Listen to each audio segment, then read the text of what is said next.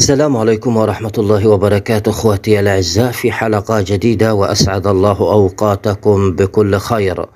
سيدة تركية تحمل من خطيب ابنتها، واليكم القصة والتفاصيل الكاملة. ولكن قبل الدخول في التفاصيل ارجو منكم دعمنا باعجاب للفيديو واشتراك في القناة. وهنا نصدي نصيحة للسادة الآباء والأمهات أن يأخذوا الحيطة والحذر، وأن يجعلوا أبنائهم تحت أنظارهم. ونحذر أيضا الشباب والبنات من عدم إقامة علاقة غير شرعية.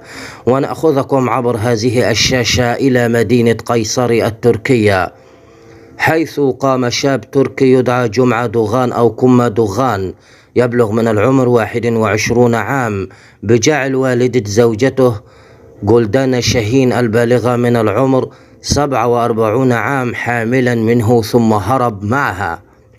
وقد ظهرت مقاطع فيديو تظهر الشاب مع حماته التي جعلها حاملة.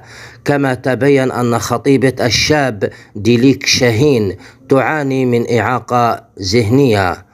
وقد اتضح أن المدعو جمعة دوغان البالغ من العمر 21 عام، والذي جعل حماته جولدانا شاهين حاملا منه، هو جندي فار من الخدمة العسكرية.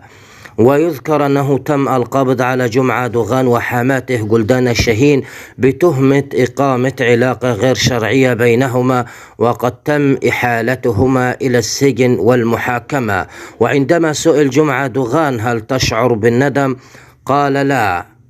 والجدير بالذكر أنه تم تصوير الفيديو لهما في وقت سابق أثناء لهوهما وتبادلهما المزاح، وقد قام المصور بنشره بعد فضيحة الحمل التي كشفت أمر علاقتهما وهروبهما معا.